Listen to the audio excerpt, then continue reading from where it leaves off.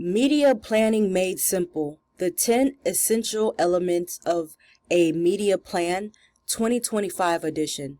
What's up, everybody? Welcome to the Moped Media YouTube channel. My name is Maury, and if you're new to this channel, this is a channel devoted to all things paid media, from media planning to media buyer, to Google ads, to Facebook ads. This channel is designed to get you more familiar of what paid media is, and to teach you if you ever want to become a paid media associate or a media buyer or a media planner. So this channel is designed to help you out. If you're somebody that's looking to run an agency and you're needing help with setting up your media plan or your media buyer plan, please reach out to me. I'll be more than glad to help you get that set up. You can click the link in the description to book a free 30-minute discovery call. There we'll go over what your goals are for your company, what platforms you want to market on, and things of that nature. I also do Facebook ads and Google ads as well, so be sure to book a consultation call. But with that being said, let's go ahead and get into this video. So you may have come across this video because you're trying to figure out what a media plan is. So I'm going to go over that, and I'm also going to go over the 10 essentials elements to a media plan. So let's go ahead and get started. A media plan is more than just a list of platforms or a rough ad budget. It's a strategic, detailed blueprint that guides how and where your ads show up, ensuring every dollar is spent with a purpose. So in this video, we'll break down the 10 key parts of a modern media plan, how they work together, and why skipping any of these could cost you serious results. So first, what is a media plan? A media plan is a document that outlines where your ads will appear, who your ads will reach, when your ads will run, how often people will see them, and how much it will cost, what creatives will be shown, and what is the goals, the KPIs that you expect to hit. So think of it as your campaign's GPS. Without it, you're going to be throwing money into the wind. So as you can see here, we have a little breakdown of what media planning would kind of look like, some of the key elements: budgeting, innovative planning, efficient buying, scheduling, and analytics reports. So we next need to identify who creates a media plan.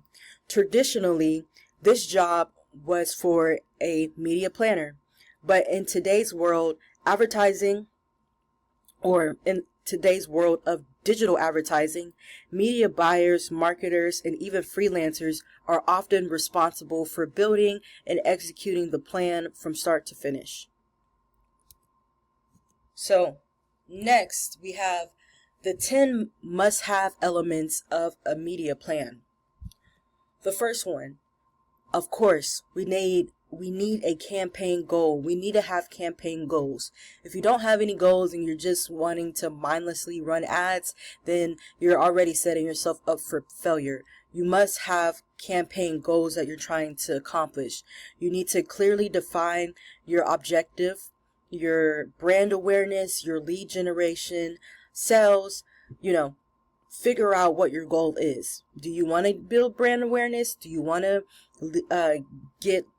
to run a lead generation campaign, or do you want to focus on a sales generated campaign? These goals should be specific, measurable, and linked directly to the business outcome.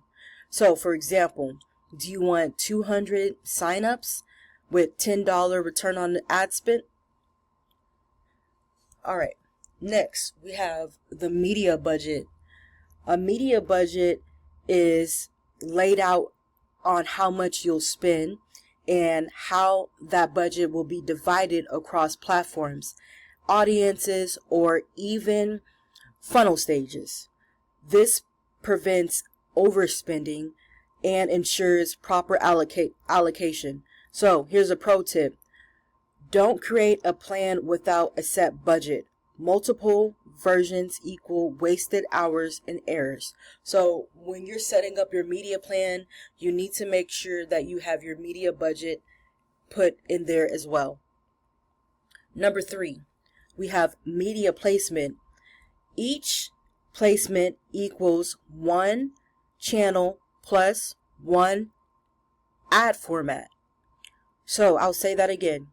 Each channel or each placement equals one channel plus one ad format. So a good example of this is if I am running an ad on Facebook, right? That's going to be my each placement. So I have one placement. One channel would be carousel ads. And then one format or ad format would be retargeting. All right. And then same thing for Google Display. Well, I run it on Google Display. I'm running 300 by 250 banner ads, and I'm focused on the top of the funnel. Same thing with Spotify. I'm running 30-second audio, and I'm focused on brand awareness. So essentially, I'm trying to say you want to list the publisher, the ad unit, the targeting, and the cost per each. All right, we have number 4, audience targeting. We want to figure out who are we trying to reach. Include demographic, geographic, behavior, and interest-based targeting. So, for example, for programmatic deals, we want to include the deal IDs or the targeting filters. So we can do something like US female between the age 20-45 fitness enthusiast. Essentially, we want to figure out who our target audience is, and we want to put that in our media plan. Next, we want to know the flight dates and timing, meaning that we want to know when our campaign is going to launch, the flight start, and we also want to know when our campaigns will fly in. So for each placement, we want to include the day parting, so only running ads during a certain hour, and those are normally for, like, if you're running ads for a local gym, they're only open for a certain amount of time. Same thing if you're wanting to run ads for a bowling center, they're only going to be open a certain amount of time. So that's more so like day parting. Now for week parting, that's only on the weekends, or the weekdays or weekends. So just think about if you have some kind of promotional event going on for a company or for your company, and you want to run specials around like Memorial Day weekend or Labor Day weekend or Mother's Day, things like that. And then we have the flighting, which is a period of activities with pauses. All right. Next, we want to have reach and frequency. So we want to make sure that for reach, we have a number of unique people expected to see the ad. And then for frequency, we want to know how many times on average each person will see them. So we need to include the frequency cap. It's essential for digital to avoid ad fatigue. So essentially, we don't want to be running the same ads to the same people over and over again, because they will eventually get tired of seeing our ad. So that's why in Facebook, you're able to do a lookalike custom audience, which is pretty cool because it kind of takes the behavior of the audience that you already have and finds other people that kind of have that same behavior, and they'll show them the ad. So that's something to keep in mind. Number 7, you want the cost breakdown. So every fee must be transparent. You must have the media fee. You must have the platform fee. You must have the creative testing, the overlay fees, the ad serving and tracking fees. So you want to make sure you expose those hidden costs early, so the campaign stays on track. And then you don't want to surprise your client either with fees that they didn't know were in these different platforms and things like that. So you want to put all the fees up front, so that way they know what they're how much money they should be putting.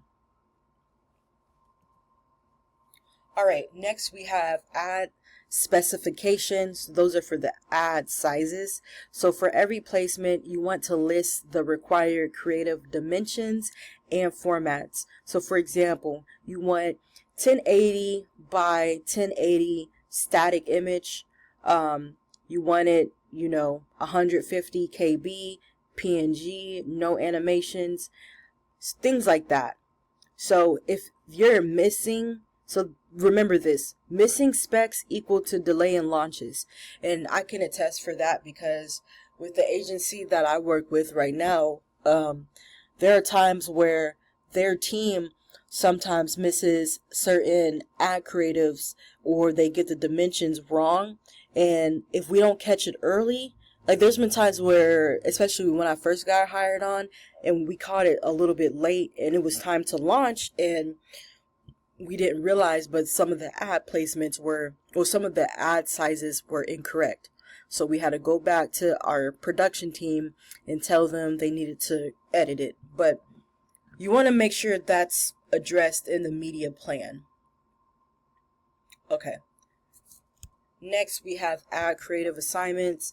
Each placement should be specific or should match to a specific creative asset or rotation. So why? Why do we need this? This helps to track what's running where. This allows creative plus performance analysis, and this keeps messaging consistent by audience. Number 10, we have KPIs. So for KPI and performance, we define what success looks like. Do we want impressions, clicks, conversions, cost per result, ROAS, the KPA goals.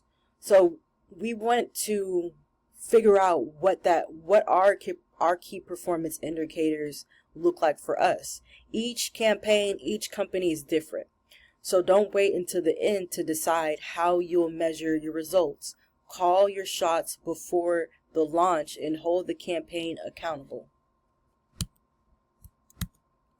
All right. So let's quickly talk about what isn't a media plan. Well, let's set the record straight. These are not media plans. So a marketing mix model is not a media plan. A list of sites or stations, that's not a media plan. A calendar flowchart is not a media plan. An Excel budget with platforms, that's not a media plan.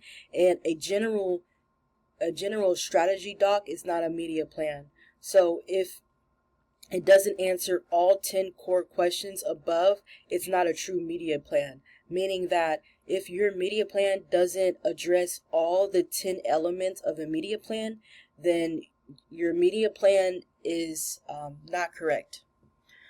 So next, let's go over some tools to create your first media plan. Honestly, you can use Excel or Google Sheets. If you want a media plan that's already done for you, all you need to do is just delete all of the sample data and put in your information. Then you can check that out in the link down below. I have provided a media plan that is it addresses everything, all the 10 elements. So you can go ahead and get access to that for free. And again, if you want somebody to help you out, I'm here to help you if you need it with setting up your media plan or your media buyer. I'm more than glad to help you. Just reach out to me, and if it's a good fit, then it's a good fit. But you can use Google Sheets or Excel. You can also use HubSpot or Smartly. I'll link those two in the description down below. Those are like HubSpot can do it for you. Smartly can do it for you, but it is going to be at a way more expensive cost. But essentially, guys, that's the breakdown. If you want to book a free discovery call with me, be sure to click the link in the description down below. I would love to help you out and see, I would love to help you build your media plan that's able to drive you performance and clarity. So just schedule down below. And don't forget to like, comment, and subscribe and share with a fellow marketer. With that being said, Thank you for watching.